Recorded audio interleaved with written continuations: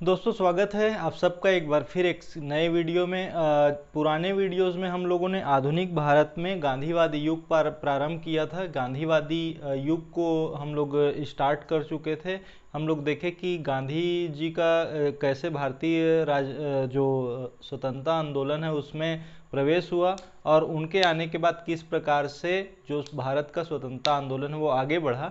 आज इसी तारतम्य में हम 3 घटनाएं देखेंगे।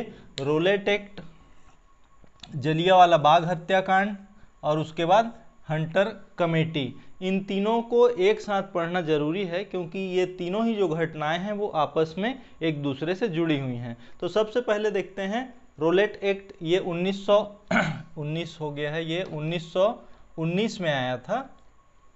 इसके जो निर्माता थे वो थे सिडनी रोलेट, ये चीज़ याद रखनी है अपने को।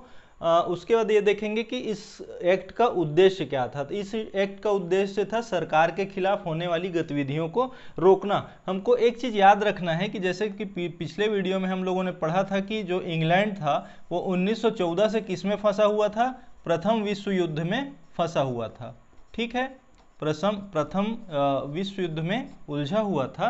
तो ब्रिटेन की ये सरकार ये चाह रही थी कि भारत किसी प्रकार से हमको डिस्टरबेंस न करे, मतलब भारत में इस प्रकार की गतिविधियां ना हो ताकि हमारा ध्यान इधर से हट के भारत की ओर आए। तो इन गतिविधियों को रोकने के लिए ही रोलेट एक्ट लाया गया था। अब ये देखते हैं कि इसका विरोध भारतीयों के द्वारा क्यों किया जा रहा था। भारतीयों के द्वारा इसका विरोध इसलिए क्या किया जा रहा था क्योंकि ये बिना सुनवाई का कानून था। बिना सुनवाई का कानून, इसे बिना वकील और बिना दलील का कानून भी कहते हैं। मतलब इसका मतलब ये है कि अगर किसी को गिरफ्तार कर लिया जाता था तो उसकी किसी भी बात को सुना नहीं जाता था, अनसुना किया जाता था। वो अपने पक्ष में कोई भी बात नहीं कर सकता था, इसीलिए इसका विरोध किया जा रहा था और इसे काले कानून की संज्ञा दी गई थी। भारत में इसको काला कानून कहा गया था। उसके बाद देखते हैं कि इस कानून के पास होने के बाद, लागू होने के बाद प्रतिक्रियाएं क्या क्या आई।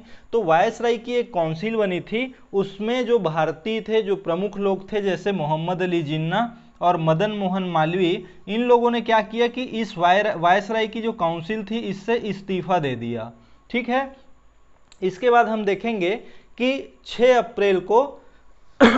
अप्रैल को अपमान दिवस के रूप में मनाया गया और इसमें देशव्यापी क्या किया गया, हड़ताल किया गया। ये चीज अपने को याद रखना है। उसके बाद हम देखेंगे कि 11 अप्रैल को देश भर में जुलूस निकाले गए और इस जुलूस में अमृतसर में क्या हुआ कि ये जो जुलूस था वो हिंसक हो गया और 5 पुलिस वालों की उसमें मृत्यु हो गई। और उससे नाराज होकर जो ब्रिटिश गवर्नमेंट थी उसने क्या लगा दिया, मार्शल लॉ लगा दिया। ठीक है, इसी तारतम्य में पता चला कि पंजाब के जो 2 प्रमुख नेता थे, डॉक्टर सत्यपाल और सैफुद्दीन किचलू, इन लोगों को क्या कर लिया गया है, गिरफ्तार कर लिया गया है। ठीक है, अब क्या हुआ कि इनकी गिरफ्तारी के विरोध में 13 अप्रैल 1919 को अमृतसर में एक स्थान है जलियांवाला बाग, यहाँ पर क्या हो रहा था, शांतिपूर्ण सभा हो रही थी जिसमें काफ़ी लोग इकट्ठे हुए थे।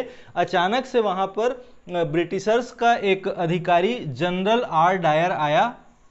आर डायर अपनी सेना को लेकर आया और उसने उस भीड़ पर क्या चलवा दी, गोलियां चलवा दी। इसमें 379 लोग मारे गए। लेकिन हमको याद रखना है कि ये जो 379 का आंकड़ा है वो सरकारी आंकड़ा है, मतलब ब्रिटिश सरकार के द्वारा ये आंकड़ा दिया गया। लेकिन भारतीयों का ये मानना है कि इसमें 1200 से अधिक लोग मारे गए थे और अनेक लोग घायल हुए थे।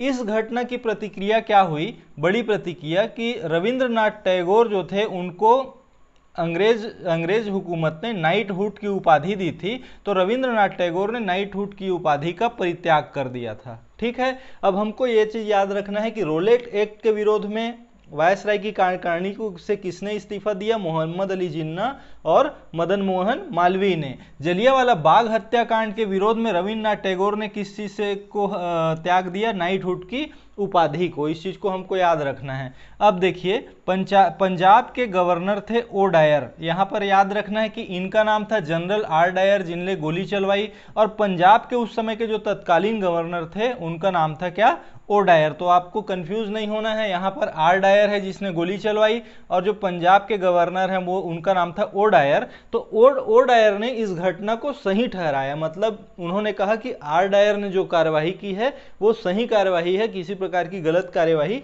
नहीं है। यहां तक कि ब्रिटेन में जनरल आर डायर को क्या किया गया, सम्मानित किया गया। ठीक है, तो रोलेट एक्ट का विरोध हुआ। रोलेट एक्ट में बहुत लोगों ने क्या किया, जिन्ना जैसे लोगों ने, मालवीय जैसे लोगों ने वायसराय की काउंसिल से इस्तीफा दे दिया। 6 अप्रैल को अपमान दिवस मनाया गया, हड़ताल हुआ। 11 अप्रैल को एक जुलूस हुई जो थोड़ी हिंसक हो गई, और 5 जो पुलिस वाले थे उनको मार दिया गया। इसके विरोध में मार्शल लॉ लगा दिया गया। इसी तारतम्य में पंजाब के जो 2 नेता थे, डॉक्टर सत्यपाल और सैफुद्दीन किचलू, इनको गिरफ्तार कर लिया गया। और 13 अप्रैल 1919 को एक शांतिपूर्ण सभा में आर डायर ने क्या करवा दिया, गोली चलवा दी। ये स्थान कौन सा था, जलियांवाला बाग। इसीलिए भारत के इतिहास में इसको जलियांवाला बाग हत्याकांड के नाम से जानते हैं। 389 लोग इसमें क्या हो गए, मारे गए। प्रतिक्रिया क्या हुई कि रविन्द्रनाथ टैगोर ने नाइटहुड की उपाधि को त्याग दिया। पंजाब के जो गवर्नर थे ओ डायर, उन्होंने जनरल आर डायर की कार्यवाही को सही ठहराया। और यहां तक कि क्या किया गया, जनरल आर डायर को ब्रिटेन में क्या किया गया, सम्मानित किया गया। ठीक है, अब देखेंगे हंटर कमेटी। तो हंटर कमेटी जलियांवाला बाग हत्याकांड को जांच करने के लिए किस कमेटी का निर्माण किया गया, स्थापना की गई, हंटर कमेटी की। ठीक है, इसकी स्थापना हुई अक्टूबर 1919 को। अध्यक्ष बने लॉर्ड हंटर। ठीक है, लॉर्ड हंटर अध्यक्ष बने। इसमें कुल सदस्य 8 थे, 8 कुल सदस्य थे, जिसमें भारतीय 3 थे। नाम जानना आवश्यक नहीं है करके मैं नाम नहीं बता रहा हूं, यहाँ पर 3 भारतीय थे। टोटल 8 थे, जिसमें 3 भारतीय थे और 5 क्या थे, अंग्रेज थे। ठीक है, रिपोर्ट क्या आई, पंजाब के जो गवर्नर थे उनको ये निर्दोष साबित किया। ये जो पंजाब के गवर्नर दिख रहे हैं कौन, ओ डायर, इनको निर्दोष साबित किया किसने, हंटर कमेटी ने। ठीक है, जनरल आर डायर को ब्रिटिश साम्राज्य का रक्षक बताया। मतलब ये जो आर डायर हैं उनको क्या बताया इस कमेटी ने, ब्रिटिश साम्राज्य का रक्षक बताया। इस कमेटी के रिपोर्ट से असंतुष्ट होकर भारतीय राष्ट्रीय कांग्रेस ने एक जांच कमेटी बनाई, और इसके अध्यक्ष किसको बनाया, मदन मोहन मालवीय को। लेकिन जो इस पूरी घटनाक्रम का जो शेष हमको प्राप्त हुआ वो क्या हुआ कि इसमें भारतीयों का पक्ष जो है कमजोर हो गया, और जो जलियांवाला बाग हत्याकांड हुआ था उससे हमको कुछ भी हासिल नहीं हुआ। हंटर कमेटी भी हमारे अगेंस्ट में गई, और भारतीय राष्ट्रीय कांग्रेस ने जो कमेटी बनाई थी मदन मोहन मालवीय, उस कमेटी ने भी कुछ विशेष नहीं किया। ठीक है, तो ये देखते हैं कि ये टोटल लॉस वाली स्थिति थी। रोलेट एक्ट भी हमारे लिए लॉस था, जलियांवाला बाग तो लॉस था ही, और हंटर कमेटी का भी कोई परिणाम नहीं निकल पाया था। तो इस प्रकार ये 3 घटनाएं हैं। इन 3 घटनाओं में जो भी फैक्ट्स मैंने बताए हैं वो आप याद रखिए। ये आए दिन जो परीक्षाएं होती हैं उसमें पूछे जाते हैं। इसको एक क्रम से मैं बताए इसलिए रहूं ताकि एक बार में आपको अच्छे से क्लियर हो जाए और घटनाएं आपको याद रहें। अगर आपको वीडियो अच्छा लगा तो इसको सब्सक्राइब कीजिए, लाइक कीजिए, शेयर कीजिए। आप इस वीडियो में हमारे साथ बने रहे उसके लिए बहुत बहुत धन्यवाद।